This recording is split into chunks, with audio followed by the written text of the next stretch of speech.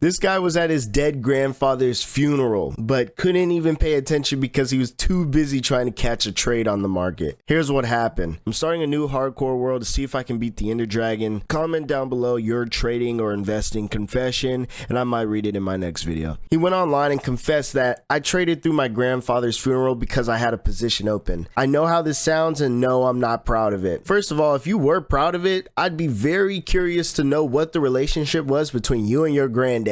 Because if he was a nice guy and so nice to you and you didn't care enough at his funeral that you were trading during it, bro, you're a horrible scumbag. And I don't know how you view the situation, but if I saw somebody trading on the market while their grandpa is sitting there dead in the casket, arms crossed, looking up in the sky with his eyes closed, and you're trading SPX, you're trading NQ, you're on a prop firm, that would be my last time inviting you to anything. You can't go to funerals, you can't go to graduation parties, you can't even go to a baby shower, bro. I don't trust you. You don't care about those moments in life. But the truth is that this dude went and confessed what he did in front of everybody and said, I'm not proud of it, but this is what happened. I was trading during my grandfather's funeral. And the reaction of the comments was actually more split than you think. Of course, you had somebody who said nothing is more important than losing a loved one, especially numbers on a screen, which I cannot argue with. I definitely agree with that there is a time and a place, and that was not the time nor the place, especially not the place. But then somebody else said, if you had a good granddad, he'd be proud of you for building something, which I really can't argue with as well. But the only part is good granddad. Like, he doesn't have to be a bad granddad if he would kind of be disappointed that you were trading during his funeral. It would depend on the relationship that y'all had. If he was the type of guy who's like, dude, don't be sad when I die, just sit there, celebrate my life, maybe he would be proud of you for building something. But I don't think he's a bad granddad if he wouldn't be proud of you for building something like this comment is suggesting if he was a good guy, he wouldn't care that you're trading during his funeral. Because at that point, why doesn't everybody just show up with their work that they have to do? Like, you see a guy in the back on the phone, he's on a sales call talking about selling hot tubs to a local suburb that just popped up down the street. This lovely couple wants a new hot tub with 12 different wet jets, and this dude's selling it. He's like, oh, excuse me. Hey, granddad, we loved you. And then goes right back. All right, so you said 12 wet jets? Like, what? Everybody has a different relationship with their grandparents, parents, whatever, with their family in general. So who knows? But I can't believe somebody said that. And then somebody else said, I did the same thing. I was in a great play and up huge, and he would have understood. So this is an example of, like, some people have grandparents where it's like, yo, do what you got to do. I'm not going to be mad at you. But the fact that this guy also was going through the same thing is actually insane. So you're telling me that trading during funerals is more common than I thought? So when people say that you can trade anywhere at any time, this isn't really what they mean, but I guess this proves their point. You can literally trade during a funeral. You can make money during your granddad's passing. You can see him drop into the dirt and you just made a couple bands. Guess that's okay. But then you can see the contrast between some people who agree with what he did and some people who don't, because the last person, he commented and said that was an addiction, which kind of hits harder than everything else because, you know, from the outside looking in, it does look like an addiction. This is a guy who couldn't physically put down his phone during a funeral because he had an open position. This funeral didn't just come up unexpectedly. You would know whether you're in a position or not before that funeral ever happens. So the fact that you didn't just close out your positions in order to purely focus on what was happening is actually outrageous. So the guy who made this confession said that he set hard rules after that there's going to be no trading during life events. And this is why I'll always be the biggest advocate for swing trading. Because of moments like this where you trade every single day, you get addicted to the positions. And then in times like this where you need to be focusing on the passing of a loved one, you're sitting there staring at the market and not even realizing what you're doing. So I can agree that some grandparents wouldn't care. And they would honestly be maybe proud of you for making money even during a time like this. But other than that, I do believe you're probably crossing the line going towards more of an addiction than anything else.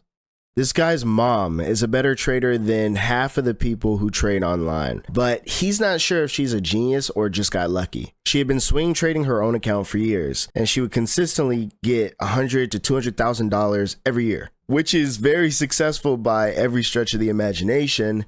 But her son never fully believed it. She'd make $100K one year. Okay, maybe she got lucky. She'd make $200 the next. Oh, all right, she's getting consistent. But he never felt confidence in like giving his money to her and letting her trade for him. But eventually he gave in and he did it, giving her a few $1,000s and letting her trade his account. And by the time he posted about it, the account was up 45%. And the reason that this is so important is because it's so hard to find people who have authentic trading success consistently. The best hedge funds in the world that manage billions of dollars and have a team of analysts and algorithms and whatever, they consider 20% a great year. His mom had a 45% year for her son. She locked in. So her son went to Reddit with the only question that mattered to him. Is my mom genuinely that good, or did she get lucky? And the answer that the community gave him was not what he thought he would expect, because they weren't hating on her or saying that she was a bad trader. Actually, most of the comments were saying that they want this to be their mom. Asking, first of all, can we get an ETF with your mom's signals? Can your mom trade for me? Is your mom single? That was most of the comments. But the main point that the comments were saying is that anybody can go on a hot streak. You can be in a bull market where everything's going up and seem like a genius. But the real winners are found when those conditions aren't there. When the bear market comes and the bull market is gone, nothing's going up, things are barely working, and you can still turn a profit. That's what's really impressive. But some people were still doubting the mother. One guy said most of the profits seem like they're from one trade, which is a lot of growth, yes, and that's great for you, but that growth doesn't apply typically when it involves risking a lot of money, and they want consistency. And only time will tell if she's lucky or skilled. And he commented back and said that she's been doing this since 2017, and she's consistent and seems to get better every year. But he doesn't have access to her personal account, so he can't give any of the information. But this is what she's done for him. And he even updated the percentage amount, saying that his own mom has profited 86% on his own account. So after reading all of that, I felt like I got all of the information I needed until I seen that he dropped the full list of trades that his mom did.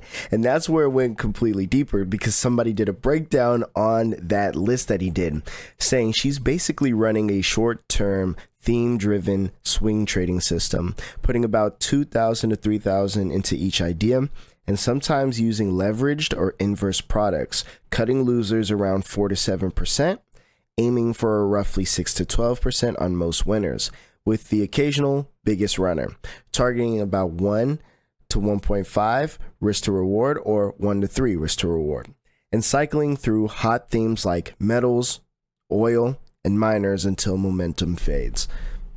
So the type of strategy and risk management and allocation that she's using, I would say shows that she's pretty educated on what she's doing, if the profits alone didn't display that. So it's good for this guy, because most people who call themselves traders will spend years chasing a consistency that she seems to have already found. And most people who hand someone else their money will never get it back in better shape than they gave it. And he got both. So the lesson underneath the story isn't really about his mom. It's about what proof actually looks like, what a great trader who's consistent could actually be. And it's not the 20-year-old guru who's driving in Lambo. It could be your mom that's in your own house. This guy stole $200,000 from his parents and put it all on a single trade. And he didn't walk away broke, but here's why that's actually the most dangerous outcome that could have happened to him. Every single person who starts trading, they always think that they're different. They're the exception.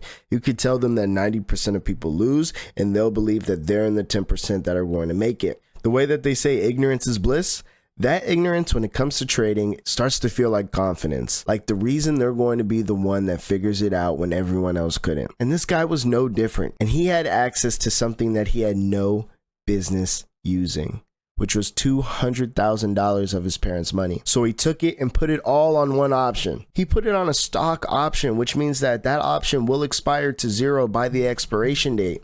He didn't even buy stock with it. So he went with one of the highest risk multipliers with $200,000 of money that wasn't his. And the crazy part is that it actually worked. He turned that $200,000 position into $500,000, which would be an 150% gain. So then he took the $200,000 out and gave it back to his parents before anybody could ever find out. Which I don't know how you don't find out that you're missing $200K, because if I had $200 missing from my account, I'm tracing back all the sources of where the money came from to figure out who was the culprit. But then this is where it all took a turn, because even though he gave his parents the money, he still had $300,000 to work with. But what he said next is the reason why winning that trade was the most dangerous outcome for him. But what he said next is the reason why making $300,000 was the most dangerous thing to happen to him. He took the full position, all the money that he borrowed, quote unquote, but really stole,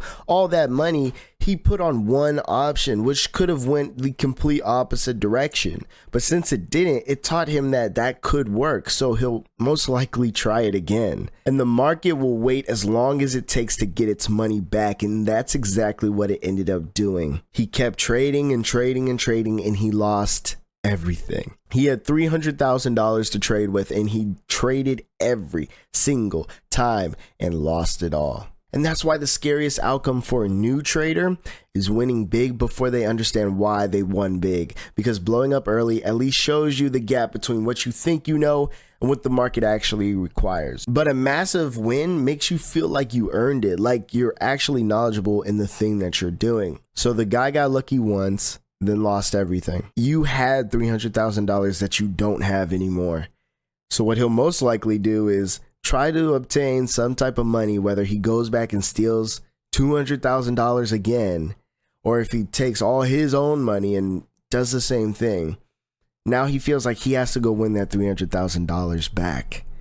And that's something that can ruin his psyche forever, because he'll always be chasing the past profits that he lost out on, which is literally why winning that trade and making $300,000 was the most dangerous thing that could happen to him. And I remember this happened to me for a little bit, because if any of y'all have heard my story, and if you haven't, then I suggest you go watch my origin video where I pretty much tell the full story on how I started trading. I started with AMC, and even though AMC went very well for me, it did the same thing. I didn't get that lucky, but I did get lucky in a sense, but I waited months for it to happen. I didn't do the options like he did, or full port my whole account. Wait, I did full port my whole account, and that worked out, but that taught me a bad way about doing things. And then when it came to future investments, I wanted to do the same thing, and I had to lose in order to learn what was right and what was wrong. And that's why I tell everybody, if you want to save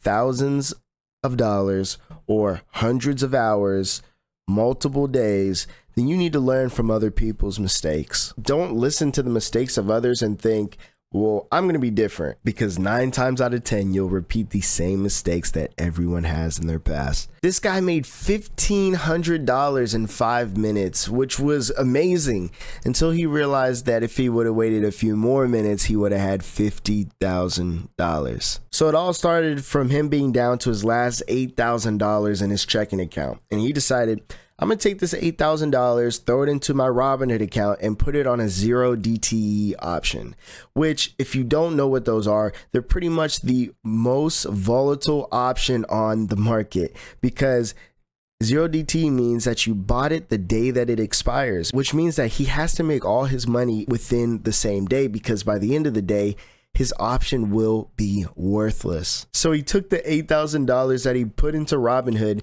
and put it directly into a 0 DTE option. And the good news is that he made $1,500 in 5 minutes, which he was content with, until an hour later, his original investment would have been $50,000. So the next day, he was like, okay, hold on. If I just do that again, I could make something like $50,000. So the next day, he decided, okay, I'm going to buy $8,000 worth of options, again, with the thought that I'm going to be patient this time.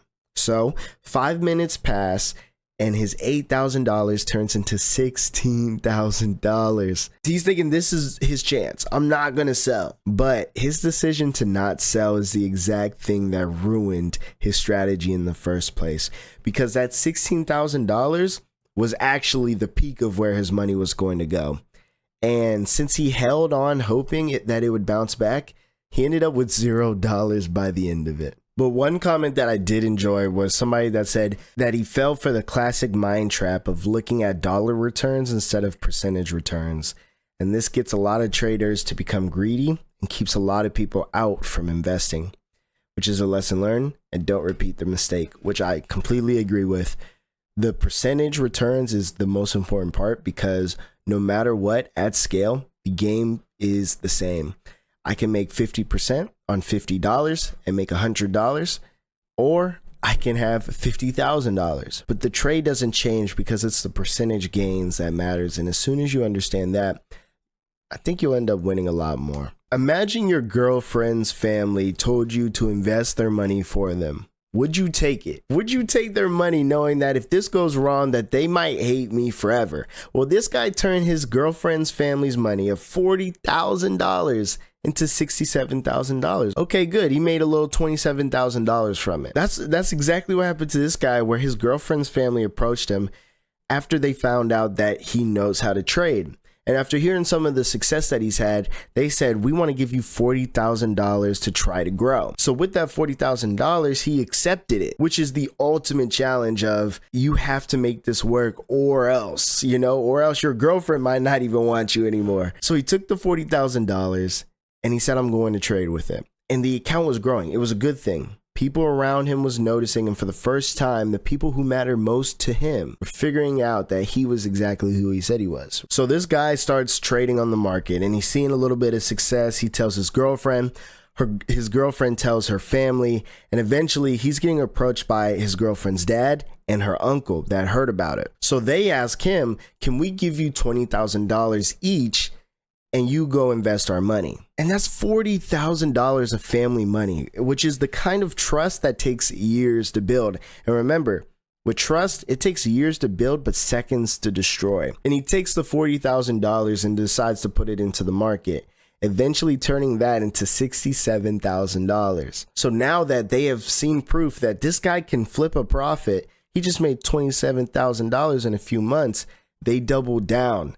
We got more money for him. So they gave him $20,000 each again. Now he's managing $80,000 of money that doesn't belong to him for people who are about to become his family. This is the type where you cash out and you say, here's an extra $27K, free of charge. Love y'all. We're family for life. But instead, he kept going and accepted more money. And then the bad months came. And it didn't happen all at once. Eventually, you have one bad trade and you say that's just a bad one. I'll make it back on my next one. Then you might lose that one. Now you're in a hole trying to make back what you lost, and eventually you just keep on losing. So his $80,000 ended up becoming $6,000. But here's the kicker. After he went online to confess the things that he did, he ends it off by saying, I haven't told them that I've lost their money yet. What should I do? Like, why are you asking me? Don't ask me. I don't know what you should do. Why'd you do that? Why did you accept another $40,000? How'd you let it get down to $6,000?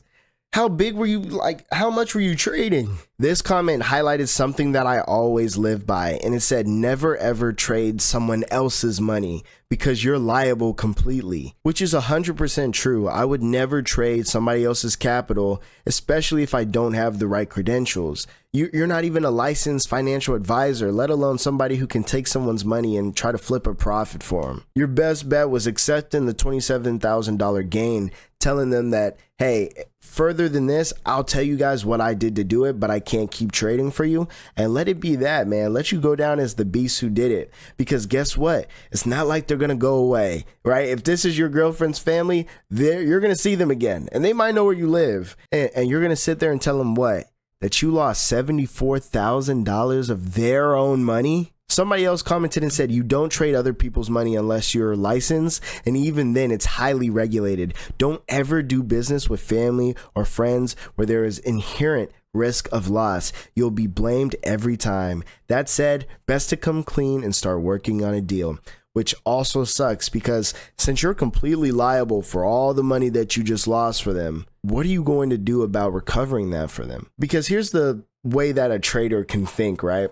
They lose a whole bunch of money and they believe that the only way of getting that money back is through trading. So even though he lost $74,000, he's like, okay, well, maybe I can flip this 6K into 100K and then pay him all back. And then eventually he'll lose that 6K and none of it will be worth it. But I love this comment because somebody said, man, just blame it on Trump. You might get away with it. Shoot, if nothing else works, just blame it on Trump and break up with your girlfriend, bro. Go move on to the next family. This is the last story I'm going to tell. If you've been enjoying this video, please subscribe. I got more videos coming like this, and leave down a confession in the comments. You might be featured in the next story time. This guy said, my ex cheated on me when I was broke.